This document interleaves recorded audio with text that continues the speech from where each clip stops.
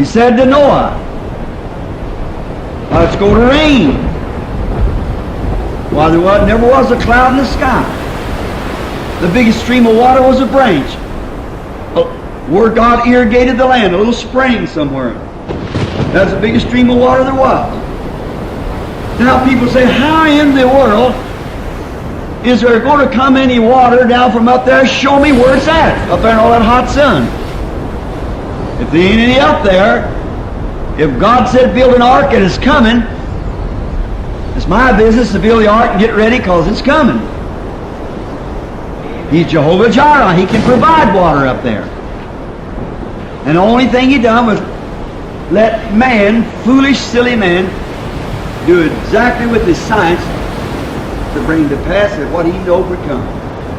God never destroyed the world. Man destroys the world. God don't destroy nothing. God tries to preserve everything. Man destroys himself by his knowledge.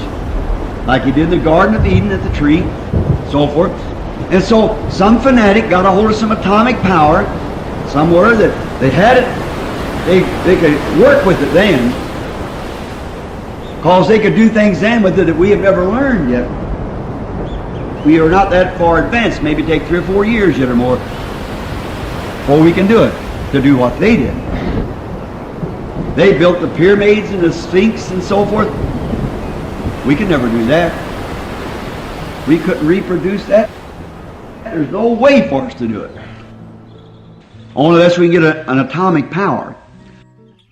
Gasoline power, electric power wouldn't lift one of them boulders, wouldn't move it off the ground.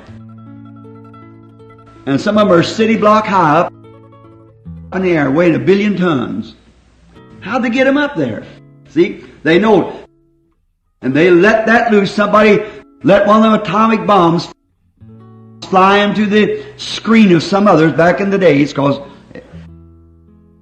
as it was in the days of Noah, as it was, that kind of a civilization, that kind of a smart people, as it was in the days of Noah, so will it be, so will it be in the coming of the Son of Man. A repeat of what it was. Amen. Here not long ago they dug up a modern waterworks. It was down here in Mexico before the antediluvian flood. You seen it? It's in the paper. Right? A modern waterworks just like we have now had sunk so far beneath the ground. Some atomic something covered it over. She just blew up and went over like that. See? Now, as it was in the days of Noah, smart man with their atomic powers and everything could build pyramids and sphinx and so forth. It's been man's idea since the very beginning of time to try to outsmart or do something greater than his Creator. He wants to show his Creator that he's smarter than he is.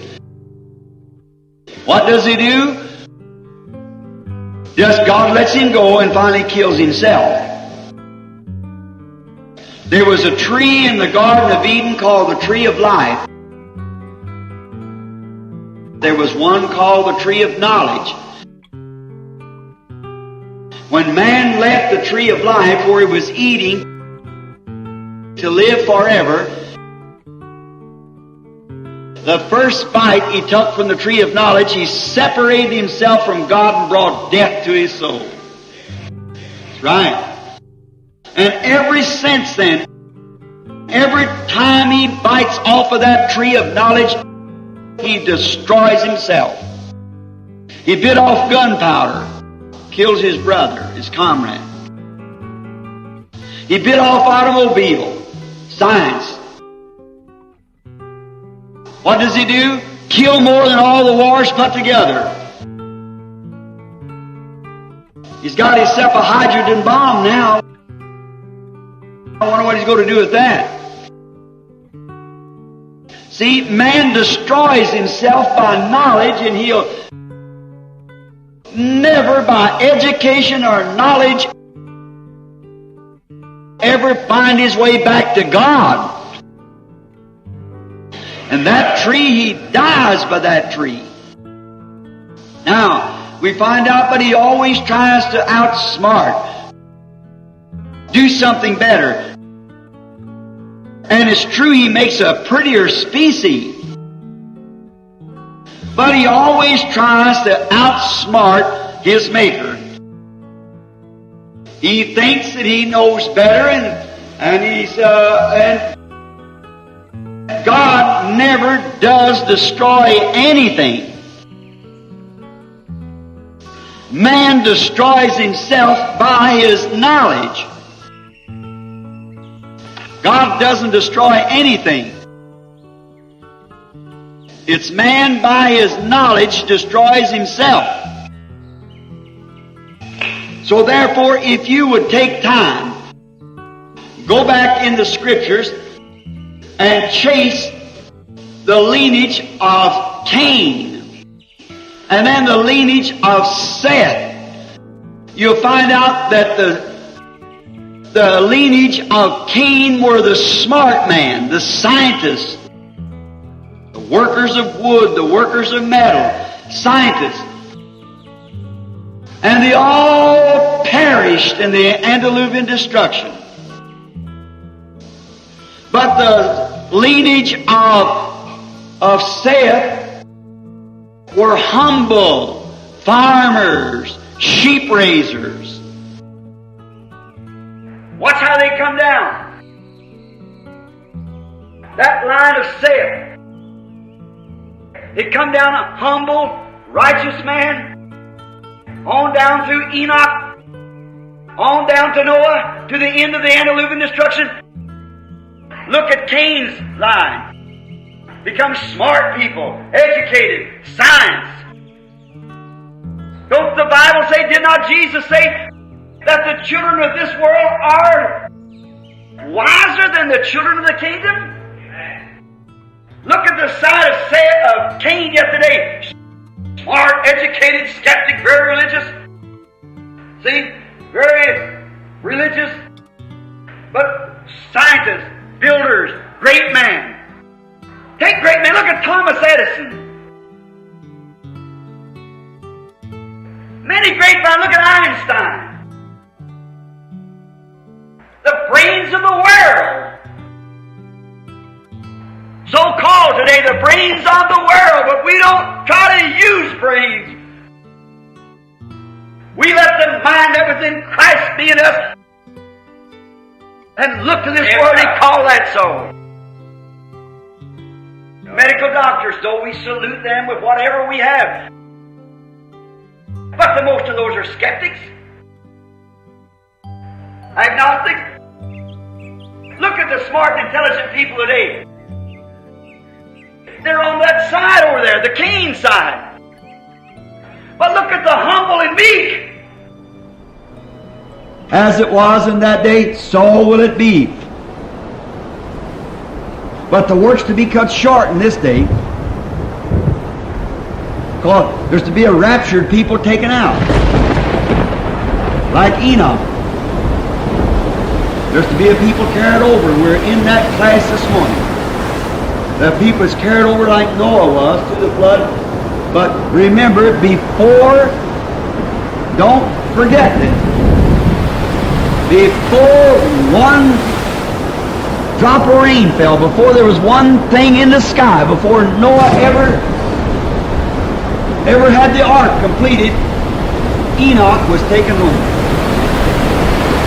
Enoch was raptured without death. He started walking one day,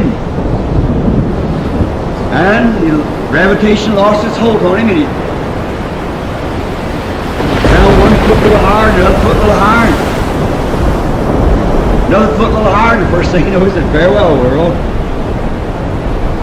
Just walk on up into glory.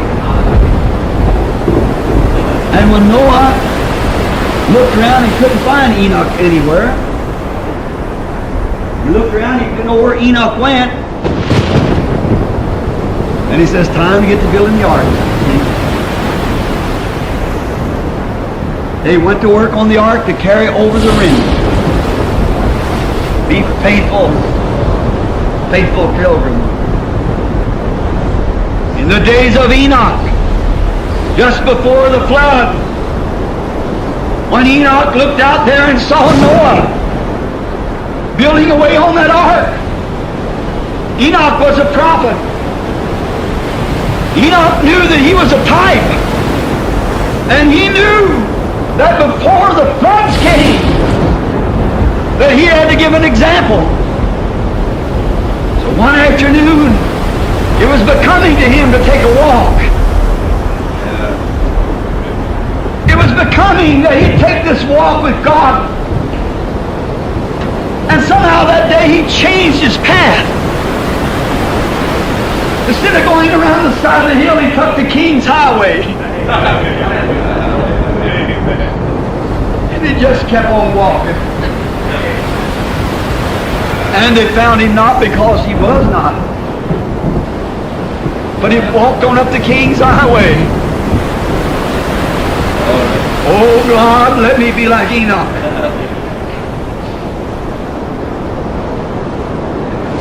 When the hour comes that I must take the path, let me find the King's Highway. I can see Enoch, as he knew it was becoming to him, for he was a prophet. He knew what was going to happen. So I can see him kiss his wife goodbye and say, darling, I'll see you later. Take up his children and kiss them goodbye. And go down to his married son, his married daughter, and kiss them goodbye and say, where are you going, Father? Are you going out for a little walk? Yes, going for a stroll. But he never took the old familiar path that day. He took the King's Highway. And he went on to glory. It was becoming to him to do so. He didn't want to leave, but yet it was becoming to him that he fulfilled all righteousness. Because he was a type of the church today. He was a type of the church that's going to take an afternoon stroll one of these afternoons. We're going to strike the King's Highway, and away we'll go.